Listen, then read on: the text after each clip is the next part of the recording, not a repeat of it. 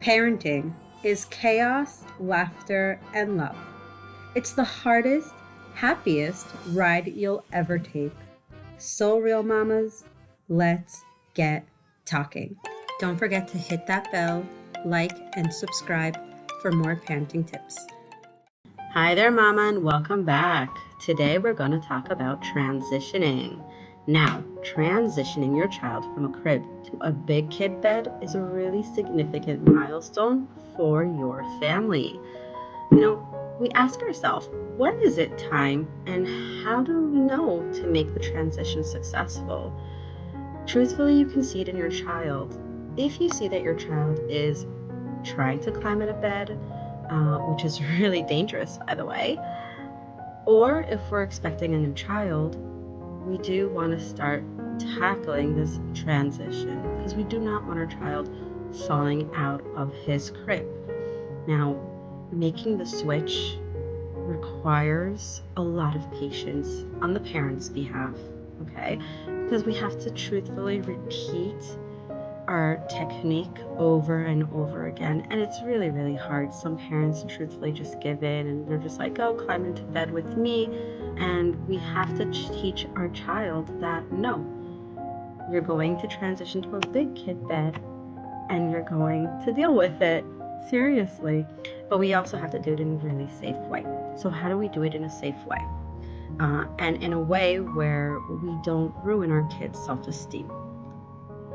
Okay, this is how we do it. We first talk to our child and explain that we're going to buy a big kid bed. Make him part of the process. Take him with you, go to the store, see a few beds, and be like, okay, this is the one. Now, there are a lot of transitioning beds where they start off small, kind of like a toddler bed, and then they grow bigger. You can do that. I just buy a twin, regular sized bed. This way, all I have to do later on is change the mattress as they get older. So we buy the bed for them. We build the bed with them, making them part of the process. We buy nice sheets with them. Let them pick out their sheets. Let them be part of it. It's exciting for them. Some kids like Mickey Mouse. Some kids like dinosaurs. Other kids like cars. Give them the option of picking out their sheets and their bedding, and that makes them super excited to sleep in their big kid bed. Now, once you have the bed settled, obviously you still have that crib there. You want to do it slowly. You want to explain to them that they're a big kid now and that we're moving them into the bed. And just for a second, I forgot to mention that we want to make sure that this bed is quite low to the ground. Now, if you don't have that option and you want to buy a regular twin bed that is not low to the ground, make sure to get a good bumper bar. Okay, this is super, super important because the whole point of transitioning your child is to give him independency. And if he's crawling out of the crib, he's going to be crawling out of bed. And if the bed is too high, okay, we don't want any accidents, especially at night, especially when you are sleeping. And that being said, please make sure that when you put your child to bed and you go to sleep, make sure to close doors to the bathroom. Make sure if you have stairs to put gates on those stairs. We want to make it a very safe environment for our child, that if he does get out of bed and starts wandering around the house, making his way to our bedroom, we want to make sure that it's a safe journey there. Now, if your child's bedroom is quite, close, amazing. However, there are things that are dangerous. You do not want during this transitioning to keep things out of reach. Make sure, yes, parents, make sure that those knives are in the cabinets and that you actually have locks on those cabinets, children's safety locks. Just make sure that, he's not getting anywhere near anything that could be dangerous to him or her. Now, once we have the bed all set up, you have the child be part and have him see you folding the crib, taking it apart and saying, that is it. We're saying bye-bye to the crib, and put the crib away. We do not want the crib to be seen. He should not see it. And also he should not see where you're putting it. Fold it up with him. However, put it in the garage by yourself without him seeing it. Because after that, you're going to find your kid literally at the garage door begging for his crib back. We want him to understand that, no, this is it. You're a big kid now. And just a quick reminder for any parents who are transitioning because they're expecting another child, please, please, please do this before you give birth. Do this at least 3 to 4 months before you give birth. Once you give birth, you have no power to go through the whole transitioning. You're already not going to be sleeping at night. You don't need to add on more to the stress of transitioning your toddler from a crib to a bed. So please do this before you give birth. Personally, I don't wait 3 to 4 months. I do it at 6 months. This way my child completely forgets about the crib.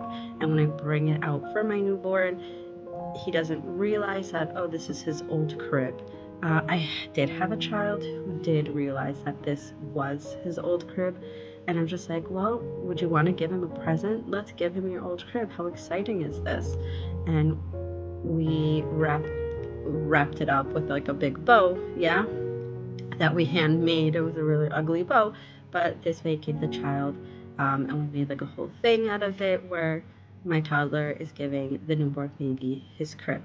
That way he felt good, and it came from him. So back to transitioning. Sorry, guys. Once you're in the phase, you want to tuck in your kid at night and obviously do the whole bedtime routine, brushing his teeth. Everything needs to be quite calm before bed, read him a bedtime story. And then, so you tuck in your child at night, tell them to stay in bed until you come for them. If they get out of bed, calmly and quickly lead them back, and then they must stay in their bed. Tell your child what a good sleeper they're being for being there, then leave the room. The secret is that you don't have to stay in the room for them to fall asleep. And this is what a lot of parents do, make the mistake. And trust me, I've been there, and it's a horrible mistake to do. You can also tell them that you will come and check on them during the night for those who are a bit scared. And obviously, make it fun, give them a nightlight, put maybe a bottle next to their bed and not milk, yeah, like a water bottle that they could just sip on. Just make it really comforting for them. And you have to repeat this over and over again.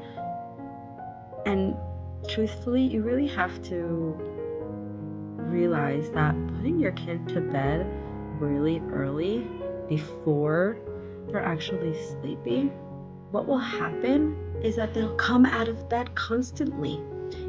Don't put your kids super early to sleep. Put them to sleep on time. And we're going to get to sleeping routines and sleeping times later in another episode. However, if you want your child to have a successful, good night's sleep, put him to sleep on time, not before. This way, he's actually tired, okay? And the secret is not to get your kid all pumped up before bed, okay? What we want to do is we actually want to create a really calm atmosphere before bed. I personally have my kids read for a half hour. I tell them, okay, it's story time. Everyone pick a book. We sit on the couch or the bed. Everyone picks a spot, and it's quiet time. And this way it brings them kind of down. It brings all their hormones down, and everyone's just calm. It's a very calm and quiet atmosphere, and this transitions them very nicely into bed. And obviously the story time is after food and after brushing your teeth and doing the whole bedtime routine, if it showers, things like that. And yeah, you will likely have to repeat this pattern dozens of times before your child actually stays in bed for the night, but be persistent, and it's worth in the long run. The minute that you give and just let them, oh yeah, go ahead and sleep in your bed, that's where they're going to be every night. So you need to set up a really good, healthy pattern for staying in their room when you switch to the big kid bed. If you're able to make this transition like this, when your child's life is stable, that's the best thing to do, okay? We don't want to do it when we know that we have a wedding in our family, or there's the holidays, or there's vacation time and things are really not steady. We want to actually do this at a time where it's stable, where it's calm. This way it's good for your child. And again, if you're expecting a newborn, do it ahead of time. Please do it ahead of time, because you're just gonna have you're gonna have a screaming baby with a screaming toddler, and you don't want to get there. So mamas, that's what I have for you today. I hope this was helpful. Comment below. I can't wait to hear your comments. And if you have any other topic, I would love for you to comment about it, and I will find information for you to talk about. So until then, be strong, because you're an amazing mama and you're doing the best that you can. Don't forget to hit that bell, like, and subscribe for more parenting tips.